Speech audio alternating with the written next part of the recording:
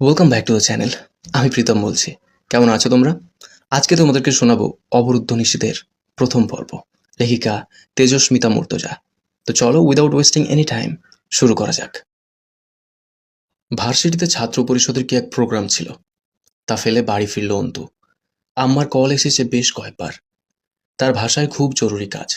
অন্তু জানে কোনো জরুরি কাজ টাজ কিচ্ছু না, তবু এই সরলা মায়ের অজরুরি কাজও এড়ানো যায় না।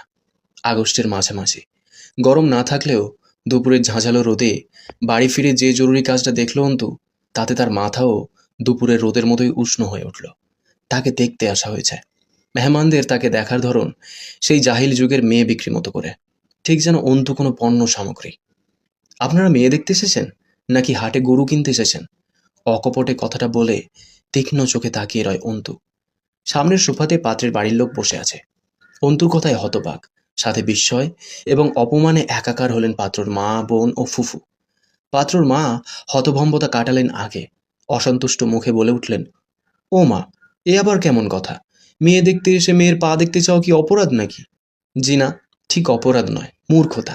কারণ আমি কোরবানির হাটে তোলা কোনো প্রজাতির গবাদি পশু নই, যে সবচেয়ে নিখুঁত আকর্ষণীয় গায়ের রংওয়ালা মাংস বেশি হৃষ্টপুষ্ট দেখে কিনে নিয়ে যাবেন। স্পষ্ট ঝরঝরে শুদ্ধ ভাষা অন্তুর মুখে। পাত্রর ফুফু মুখ কেমন করলেন। কোন দেশি কথা, যে মেয়েকে ভালোভাবে দেখা যাবে না? নাকি কোনো দোষ আছে?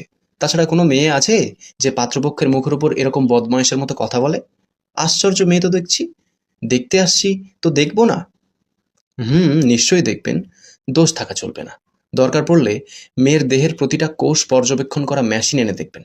কারণ আপনারা মেয়ে কিনতে এসেছেন। খুঁত থাকবে কেন তাতে?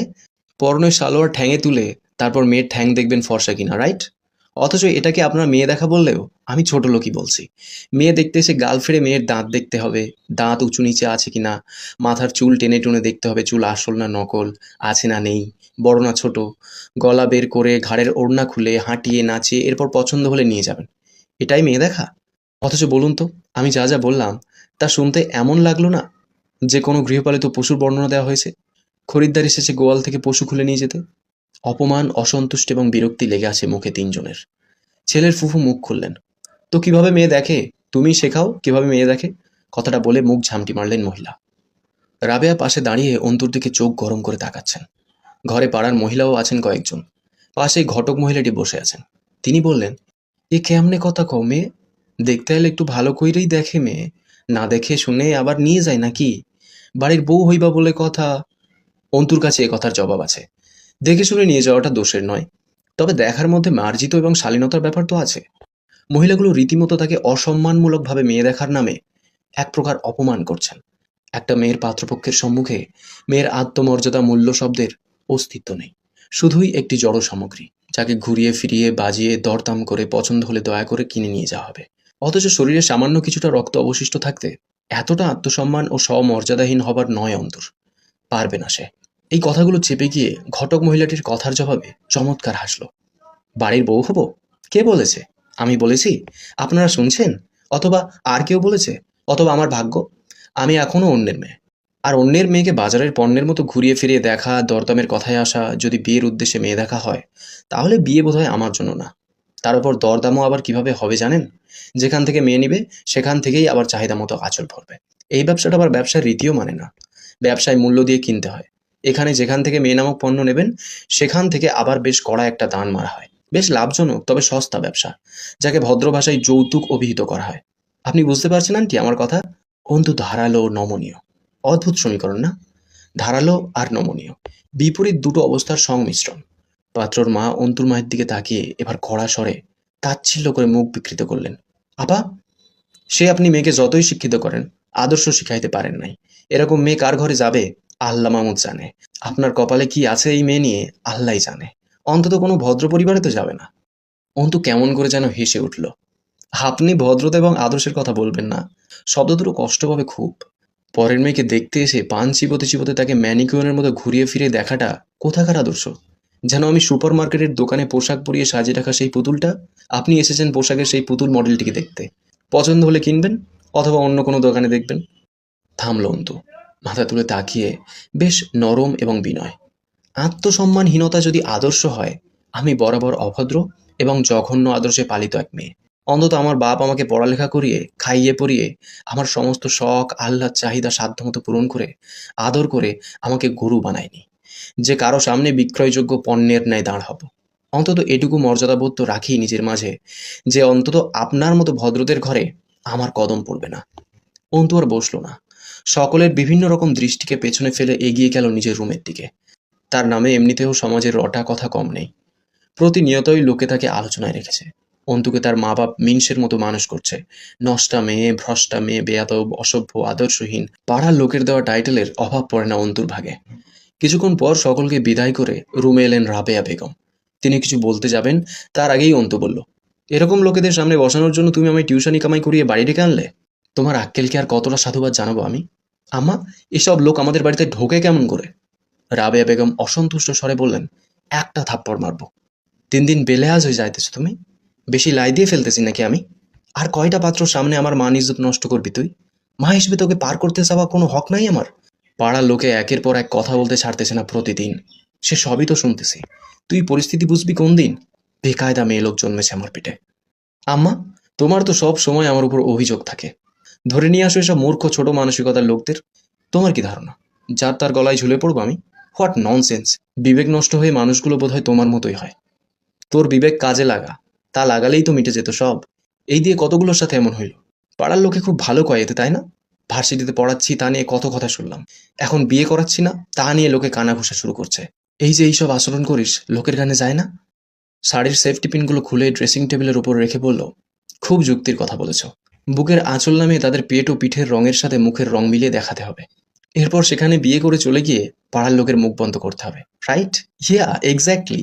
আচ্ছা, বিয়েটা কার, আমার না পাড়ার লোকের? আমায় বোঝাও, পাড়ার লোকের কেন ফাটছে? বিক্রি করে দাও। এমনিতেই তো ভার্সিটিতে পড়ি, অর্থাৎ বিক্রি তো হয়ে গেছি। শেষের দিকে কঠিন হলো অন্তুর কণ্ঠস্বর। চেঁচিয়ে উঠল সে। রাবেয়া বেগম বললেন, তুই এত অবুঝ কেন অন্তু? মেয়ে মানুষের এত মুখোরা হতে নেই। সমাজে কথা হয়, এখন বিয়ে যদি নাও করিস, পরে করবি তো। তখন যখন লোকে তোর ব্যাপারে শুনতে আসবে, আশেপাশে কি বলবে লোকে? মেয়ে মানুষের ঠান্ডা মেজাজে নরম হতে হয়। এত কথা, এত যুক্তি, এত প্রতিবাদ, এইসব কি পড়ালেখা থেকে আসতেছে? আমি কি এত দূর ধরে পড়ায় ভুল করছি?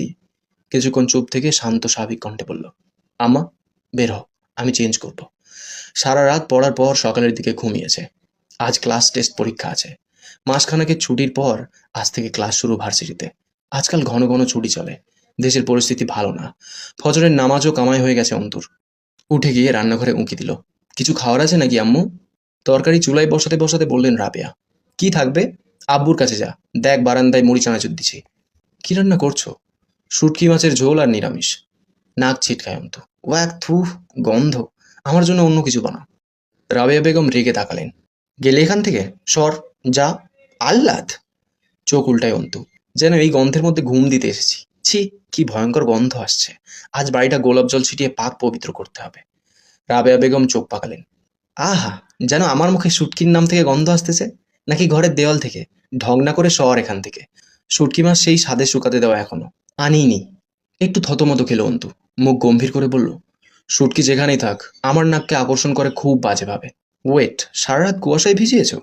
বিরক্ত হলেন রাবেয়া। না, সকালে দিয়েছি। গুড, বুদ্ধি হচ্ছে দিন দিন তোমার। বড় হচ্ছ তো।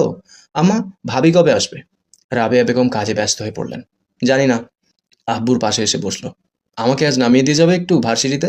আমজাদ সাহেব টান করে ধরে খবরের কাগজের পৃষ্ঠা উল্টালেন। তোর ভার্সিটি তো সেই 10টায়। আমি 8:30টায় ট্রেন ধরবো। এখনই বের হবো। অন্তু ঠোঁটে ঠোঁট গুঁজল। আমজাদ সাহেব জিজ্ঞাসা করলেন, ভার্সিটি থেকে নাকি হলে থাকার কথা বলেছে? আম্মা কি আর রাজি হবে তাতে? সেকেন্ড ইয়ারের ফাইনাল কবে? ক্লাস টেস্ট চলছে, খুব তাড়াতাড়ি ডেট পড়বে মনে হয়। খবরের কাগজটা অন্তুর হাতে দিয়ে উঠে পড়লেন আমজাদ সাহেব। অন্তু জিজ্ঞেস করলো, কবে ফিরবে তুমি? উদাসীন কণ্ঠে বললেন আমজাদ সাহেব, 2 দিন দেরি হবে হয়তো। ভার্সিটির সামনে আসে রিক্সা। কদিন আগেই তুমুল আন্দোলন হয়ে গেছে ছাত্রলীগে। হাজী মোহাম্মদ দানেশ বিজ্ঞান ও প্রযুক্তি বিশ্ববিদ্যালয়ে সমাজবিজ্ঞান বিভাগের 2য় বর্ষের ছাত্রী অন্তু।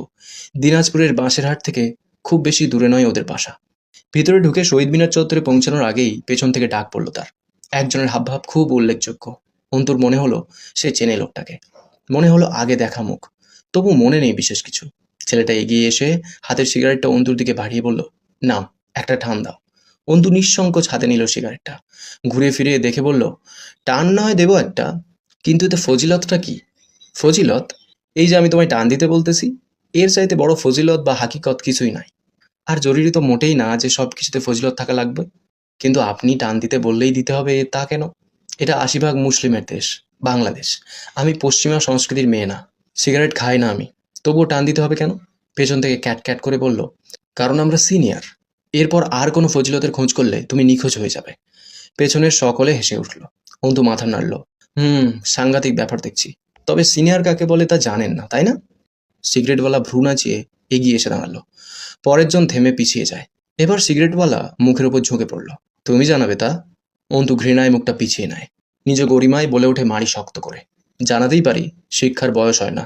কোরআনেও বলা আছে, দোলনা থেকে কবর পর্যন্ত জ্ঞান অর্জন করো। পেছনের ছেলেটা মুখ কেমন করে যেন তাকালো। হুঁশিয়ারি করছো?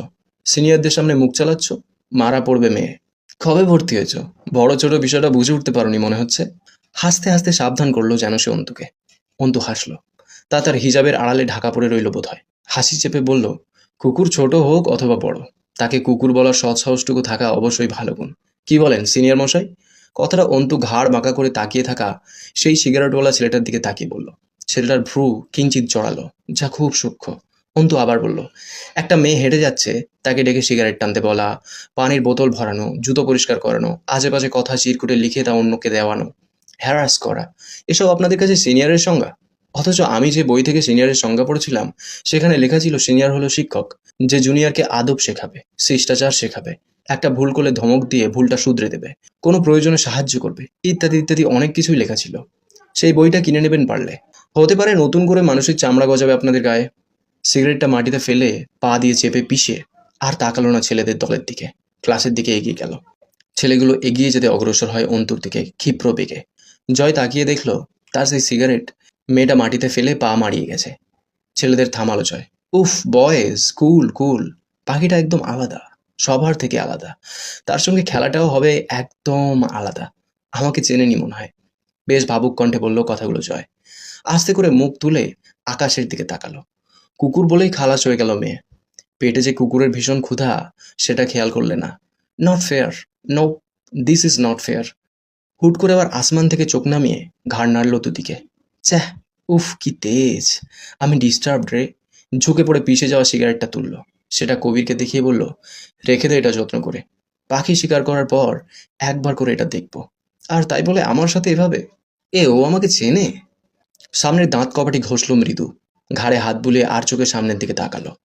ঘাড়ে হাত রেখে আবার আকাশের পানে তাকালো। সামনে ইলেকশন রে।